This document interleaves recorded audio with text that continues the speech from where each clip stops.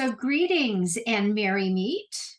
Can two words change a life, change the world? Well, today's guest will tell you yes, that is a true statement. And with one small act, a global movement that shares a person's value, one individual at a time, with two small worlds is a possibility.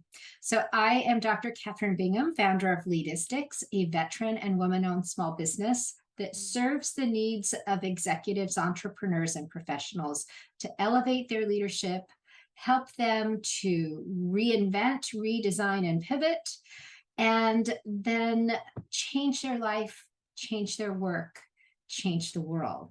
I'm also the author of Driving Pink. Today we have Cheryl Rice, who's an author. She's the president of Cheryl Rice Leadership and the founder of the You Matter Marathon, no running required, who, with scores of people just like you who are listening or watching, made a difference for over 2 million people, according to the latest statistics on the web. So Cheryl, welcome. Thank you, Kathryn. It's so nice to be here. Thanks for having me. You bet. So I started with the question on whether two words might change a life and change the world. So tell us a bit, Cheryl, about the journey that led to the You Matter Marathon. Yes, I'd be delighted to. And as all good journeys, as you can, I'm sure, attest to, I had no idea I was on this journey until I was on it. I wasn't looking for it, but this journey kind of found me. And I know that two words can change a life because they changed mine. And I'll tell you very briefly the story of how this happened. One day I was with a colleague and she gave me a card with just two words on it. And those words were, "You matter." And I was so touched. It was like somebody hugged me. And I was so moved by just that gesture and those words. I guess I really needed to hear them that day. So I ordered my own set of cards and I started sharing them, just first with people that I knew. And everybody would really pivot and be very genuinely happy when I gave them this message. And then one day I was standing behind a woman in the grocery store checkout line. And I heard her tell the cashier she was going through a really hard time and that her husband had just lost his job and her son was sick. And she literally said, "I don't know how I'm going to make it through the holidays." And I paused and I wasn't sure what I should do, if I should offer to pay for her groceries or ask for her husband's resume. So I didn't do anything until we were both returning our carts in the parking lot. And I summoned my courage and I went up to her and I said, "I couldn't help but overhear you're having a really hard time right now. I'm so sorry. I'd just like to give you something." And I gave her a You Matter card. And she started to cry. And she said, "You have no idea what this means to me." And she asked if we could hug. And this was in 2016, so it was okay to hug then. And I went back to my car and I started to cry, because of the power of that connection with someone who was a stranger. And I've since come to appreciate there are no strangers. They're just other human beings on the path. And that interaction led me to think about, wow, how could other people experience the power of this?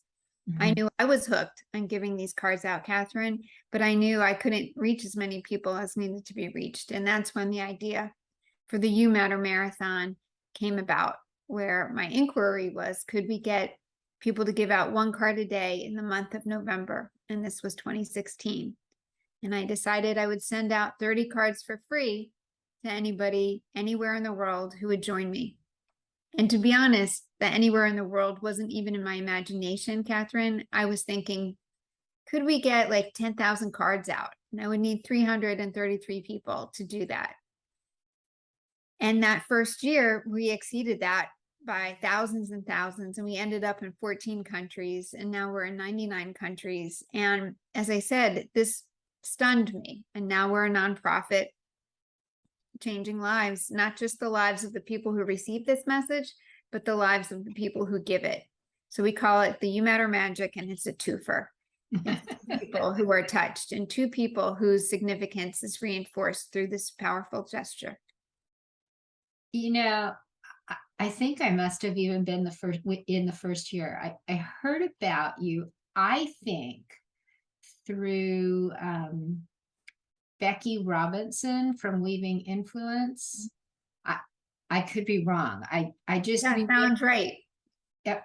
And so um I remember having the cards the very first year, and I think I still even have it. They came in a little purple silk bag because I continue to put cards in them, stuff them in my purse, and when I'm out and about, I still have them. And I have one, I keep it. Hold on, let me turn here so that people know what we're talking about. This is the card. I keep one on my bulletin board right next to where I work, and it has all kinds of goodies. But this is the You Matter card. It's a simple, clean business card, and all it says on it is the words You Matter. Yeah. And so it's really powerful. How do people usually find out about the You Matter marathon, and how do people join in? I'm going to put the Well, card. it's a great question. How they find out about it has been a question I've been wrestling with for 7 years now. So I will say they find out about it now through all sorts of ways. We've had the good fortune of having some wonderful people in the media share with their viewers, whether it be TV spots, radio, old-fashioned radio, podcasts, blog posts, Facebook. And we've had some big hits, like there's a newsletter called The Daily Good, which I highly recommend for people who would like just some inspiration every morning. And The Daily Good has a huge global following. And that's one of the ways that we got into other countries, which was never, again, an ambition. None of this was an ambition. This was really following my heart and seeing that other people were gravitating to this message. And so they would tell people about it. So word of mouth, blog posts, and social media has been the way, because, and you're onto something really big, we don't have anything on the back of the card. And one of the first things people do when they get a card instinctively, they don't even know they've done it, is they turn it over, looking for the catch. And it's only when they realize that there is no catch, it is just the simplicity and purity and power of this message, do you see them often lower their shoulders and really take in this message and this interaction, the connection. So many people have suggested I put our website or our tagline on the back of the card, and I've resisted to this point in time. It's always something we're considering, but to me that would make it a marketing piece, and this is anti-marketing. And that's why, frankly, it's not a pretty card. It doesn't have flowers on it. If I were designing the message, I'd have flowers on it. But that's more about me. Exactly. And the thing is, I think instinctively we see something like that, we can always Google it, right? We Sure. Google and then we find it. I think that it's powerful to have it stay simple. But you have a really fun name for participants. Tell us what that is and how that came about. Yes, we call the people who participate Yummies. And Yummies is just our community name for the people who share You Matter cards, because they're delicious and it's a yummy activity. It's just something that's so gratifying and nourishing to participate in. And to answer your previous question, which is an important one, we're at youmattermarathon.org. So that is where people can find us. And we also have a Facebook page and a Facebook group where people post photos and stories of their experiences. And one of the things that people have told me over the years is they stay part of our community as much for the stories that they hear of other people's sharing of these cards as for their own. And so we celebrate that, and we'll have a couple times a year, we'll do a Zoom, like a fireside chat, where people come together and share some of their stories, because it's so uplifting and we need this uplift so deeply now. And so I try very hard to celebrate our community of people who have joined me in this endeavor, because I'm so grateful to them. I'm so grateful to people like you, Kathryn, who've been doing this, who keep the card by your side, who save that satchel. And I wish we could still afford to send them in that way. We send them a little differently, but we still send 30 cards to people no matter where they are in the world. And I'm really proud of that, for free. That's awesome. Now, the movement has grown, right? It has, you started with a goal of 10,000. How many cards are being given out? How many are you projecting for this year? And what have been some of the challenges and the outcomes of just keeping this moving forward? Well, as far as numbers go, it is really hard, virtually impossible for us to know exactly how many cards have been shared, because we know how many cards we send out. Yes. Also have individuals who sign up as ambassadors for schools and nonprofit organizations, religious organizations, companies. We'll still send the ambassadors 30 cards for free, but then we do ask them to either print or purchase all the cards they need. Sometimes they purchase those cards through other means other than our store. So, and we don't know how many times a card is reshared. So it's virtually impossible for us to know. Our best estimate is over 2 million cards have been shared to date. I think that's incredibly conservative. And as I say, the numbers are impressive and they're kind of, there's something to celebrate, but I never want to lose sight of the impact of even one card share. Yes. On that person. So as far as predicting, our goal is to have 25 million cards shared by 2025. And that's awesome. Yeah. And we had our best year yet last year, our best year yet. And we can't predict because we are out there in the zeitgeist now and people find us in different ways. What was so interesting is last year, I've tried often to reach out to people who are in the field of kindness or connection or relationships. And lo and behold, somebody, God bless them, named the freebie guy, who has a huge following, the freebie guy, posted, if you want free cards and spread kindness. And he has just such a following that garnered us a few thousand people signed up within a few days. Wow. And we had a backlog because of it, but that was like a happy accident. So I never could have predicted that would have been a market for us, people who like free things, but it has been, and I'll take it because it's all good. And exactly. Your last part of your question, which I so appreciate your kindness in asking it, is kind of what are our challenges? Well, like any nonprofit, our challenge is sustainability. And we make the cards free because we don't want there to be any barriers to people who want to participate. And that's one reason. The other reason the cards are free is because we want individuals to feel that they have received a card first before we ask them to share. Just like I received one and it touched me and it started me on my journey. So this is really, I'm gifting you with these cards. I ask you to share 29 and keep one for yourself. And the model is that you'll pay it forward by giving the cards. So we are a nonprofit because postage is a huge expense for us. And one of our challenges is finding sponsors. Grants are hard to come by because we kind of fit in a nondescript way. For some grant writers want very specific, quantifiable information, and we have some, but from what I've learned, our best bet is to find individual donors, and we have ways people can donate on our website and appreciate every dollar. And we're always looking for corporate sponsors. And one of the things we do, if you're a corporate sponsor and say you give us $2,000, we'll give you 2,000 YOUMATTER cards for your own community for free. So it's and plus some other goodies as well.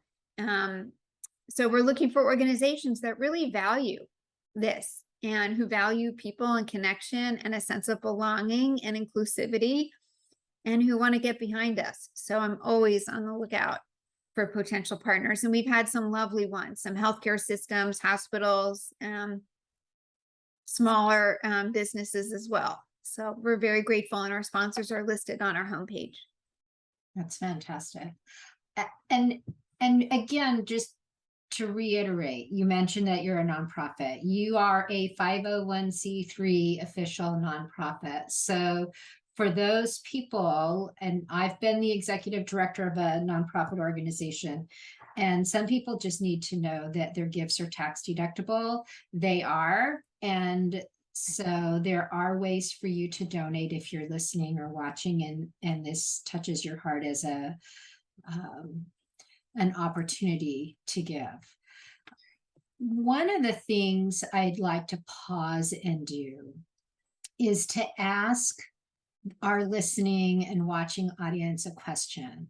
So you've heard a little bit about the difference that you can make by communicating the words, "You matter." So in the comments below, share one person you know of that needs to hear "You matter" today. And I read each and every comment and I will respond to you.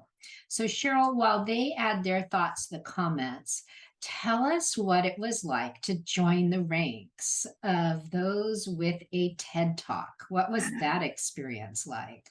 Well, I will tell you that had been a bucket list item for me. I never knew what the talk was going to be about, but I saw it as a speaker myself. I saw that as one of the ultimate pinnacles of speaking, like the Everest of speaking. And a dear friend of mine, she's on our board, actually really was a beautiful catalyst and champion to tell me to apply, and kind of had to almost tie me to the chair until I did. So I thank you, Nina. Shout out to Nina, who really was a catalyst for me even applying. And then the experience was one of the most challenging professional experiences I've ever had in terms of the amount of preparation.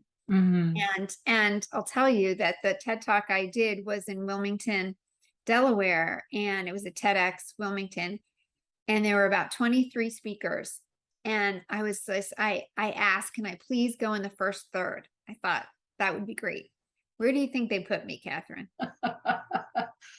After lunch? I was the caboose.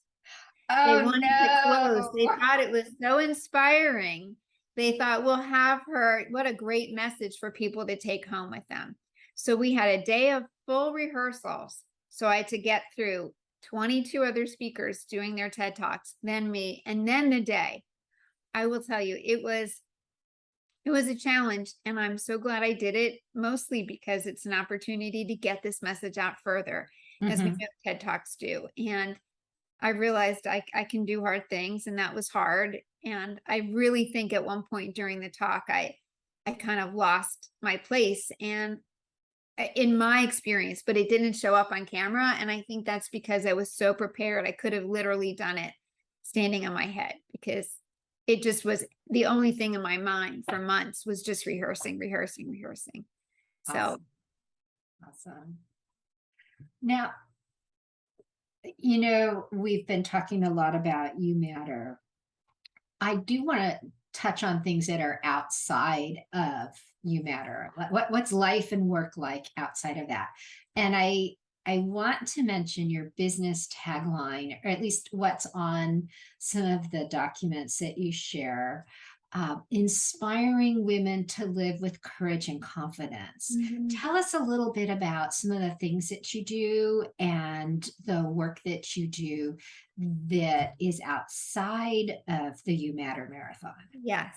Well, thank you for asking. It's outside of the marathon in terms of the activity. I would say it's inside in terms of the theme. And so I Mhm. have the privilege of working with women and as a coach and as a speaker, helping women tap into their own power for the sake of what they want to achieve in life. And what women usually want to achieve is, when they achieve, it's going to benefit everybody. Yes. So really helping women see that they matter.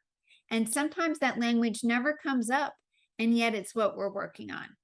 And helping women see, what is the work you would do if you knew that you mattered? How would you do your work? How would you give feedback to your boss or your team members if you knew that you mattered? I mean, it's such a great rhetorical question for Mhm. any of us to ask ourselves. What would you do if you knew that you mattered? And you probably would do something big, brave, and beautiful, right? So the work I do when I work with leaders usually in organizations working with women who are already identified as high potential and just helping them achieve more.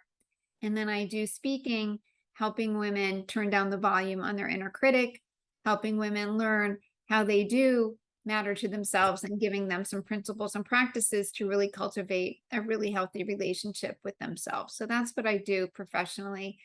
And I'm so very grateful because I learn as much as I give from every interaction, as I'm sure you can relate to in the amazing work you're doing and have done. Thank you. You know, you also wrote a book for which I've read some very profound reviews. Tell us a little bit about the book. And this is bringing it all full circle. The book is called Where Have I Been All My Life? Where Have I Been All My Life? And to be honest, and this was well before I ever received a You Matter card, it's a book about my journey to realize that I matter. So there's no accidents.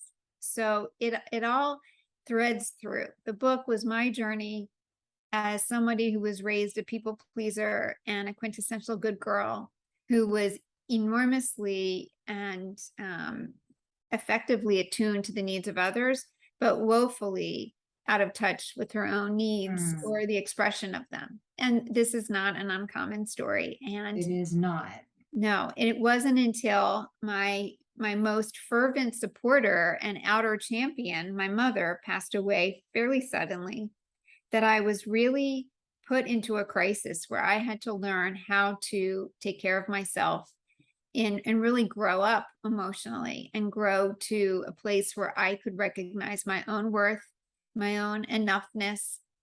And so it's my journey of how that happened. And it's funny and it's painful and it's real. And I'm very proud of it. It's been out since 2014, but it's still available. And I get lovely notes from people saying, it's like a Me Too book. Like, wow, me too. I get this. And so the thread, Kathryn, through all of this is about mattering. And I come by this honestly. I've had to struggle with, do I matter? Am I enough? And luckily, I've had a chance to really work that through. And I realize I do matter and I am enough. And it empowers me more to want other people to feel that too, and to live in a society where we regularly affirm the significance of the others. And we have lost that. There was a time we didn't need You Matter cards. It would have been ridiculous because we knew that we were interdependent. We knew we needed each other to survive. And right now, with such tribalism, we've lost sight of the fact that even people we disagree with still matter. So that's a long way of saying the theme in my life and my life's work as a woman, as a practitioner, and as a social entrepreneur is really about mattering and helping ourselves know that we matter and reminding others that they matter too. I like that. Do you have any final thoughts? Is there something I didn't ask you that you would like a listener or a viewer to know? I'm going to share, if I may, a very brief story from our first year of one woman who told me about sharing a You Matter card with their son. And I say this because sometimes people get the feeling that they have to give these cards to strangers, and that's not the case at all. People can give these cards to family members, to pets, to trees, leave them in library books that they're returning. I have no agenda or judgment around that. And I've learned that for some people, it's very difficult to give a card to a family member. And this woman wrote to me and told me that she was estranged from her adult son. And he was being released from prison. And she was going to visit him in the halfway house he lived in. And she was terrified about their reunion. So they met. And one of the first things she did was give him a You Matter card. And he started to weep. And then they were both crying.